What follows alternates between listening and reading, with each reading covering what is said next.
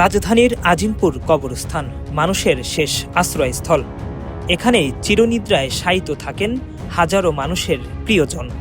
কিন্তু সেই ঠিকানা ঘিরেও যদি ওঠে কঙ্কাল পাচারের মতো ভয়ঙ্কর অভিযোগ, তবে প্রশ্ন জাগে, মৃতদের এই শেষ আশ্রয়স্থল কি নিরাপদ নয়?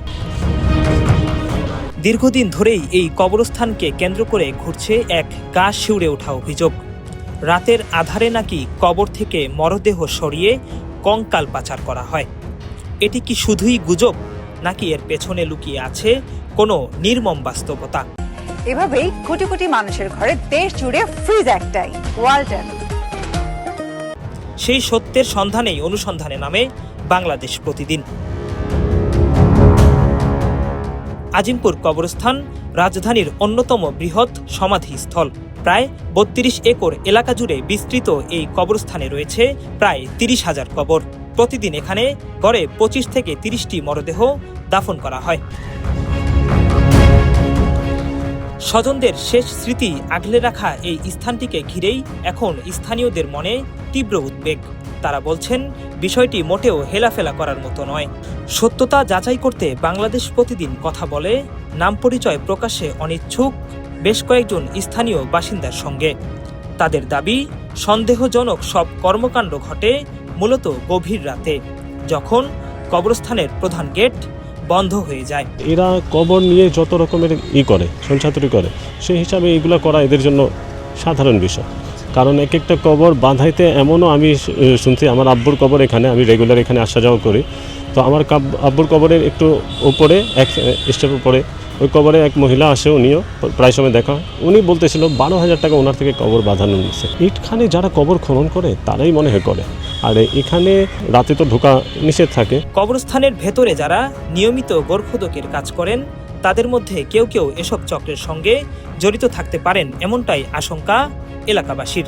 তারা জানান, কবর থেকে নেমপ্লেট বা পরিচয় চিহ্ন হারিয়ে যাওয়ার ঘটনাও এখন নিয়মিত বিষয়। এটা একদম উড়িয়ে দেওয়ার মতো না। রাত্রের বেলা ওরা পাচার করে, সেটা হচ্ছে কিছু ক্যামেরা যেখানে নেই, এখানে কয়েকদিন স্যার মানে র্যাকি করে ওই কবরটা থেকে একটা সার্টেন টাইম পর যখন স্কাল্প বের করার মতো কন্ডিশন আসে, তখন ওরা একটা র্যাকি করে যে কবরটা মার্ক করে যে আমরা এইখান থেকে হাতটা বের করবো। ইভেন একটা জিনিস দেখলাম, সম্ভবত একটা কবর থেকে সম্পূর্ণ হাত দিতেও পারে না, 206টা বা কয়টা হাত যেন থাকে, একটা কবর বা একটা মানে বডি থেকে সম্পূর্ণ দিতে পারে না। ওরা 2-3টা কবর এরকম টার্গেট করে, যেটা ওই রিপোর্টে দেখলাম যে ওরা যেটা মার্ক করার পর এমন জায়গাগুলোই মার্ক করে যেখানে আপনার ক্যামেরার অ্যাক্সেসের বাইরে আছে। কবরস্থানে কঙ্কাল নাকি বিক্রি হয়, এটা নিয়ে আমরা খুব চিন্তিত। আসলে আমাদের আত্মীয় স্বজনের লাশ দাফন করি, মানে জিয়ারত করতে আসি, এটা যদি চুরি হয়ে যায়, এটা তো খুবই মর্মান্তিক একটা ব্যাপার, খুব দুঃখজনক একটা ঘটনা।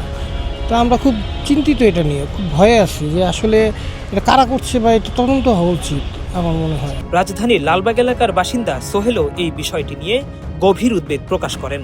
বাংলাদেশ প্রতিদিনের ক্যামেরার সামনে সরাসরি প্রশ্ন তোলেন তিনি। গেট বন্ধ রাত 10টা নাকি 11টার মনে বন্ধ হয়, এরপরও হইতে পারে, এটা হওয়াটাই স্বাভাবিক। ভিতরে তো আর কেউ থাকে না ওরকম, আর নাহলে এত কঙ্কাল যায় কোথায়? অবশ্যই কিছু না কিছু হয় দেখেই তো এরকম হয়েছে।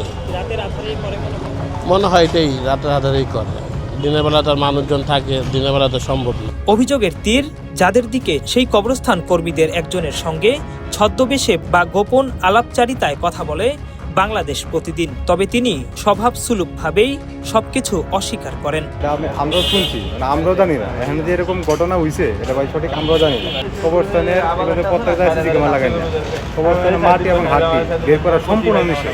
স্থানীয়দের এই বিস্ফোরক দাবি কতটা সত্য তা হয়তো নিশ্চিত করবে প্রশাসন ও আইনশৃঙ্খলা বাহিনীর সুষ্ঠু তদন্ত। আর সেই তদন্তই বলে দেবে, মানুষের শেষ আশ্রয়স্থলকে ঘিরে ছড়িয়ে থাকা এই আতঙ্কের পেছনে সত্যিই কি কোনো সংঘবদ্ধ চক্র আছে, নাকি এটি শুধুই রটনা। আবু আবদুল্লাহ রোহিত, বাংলাদেশ প্রতিদিন।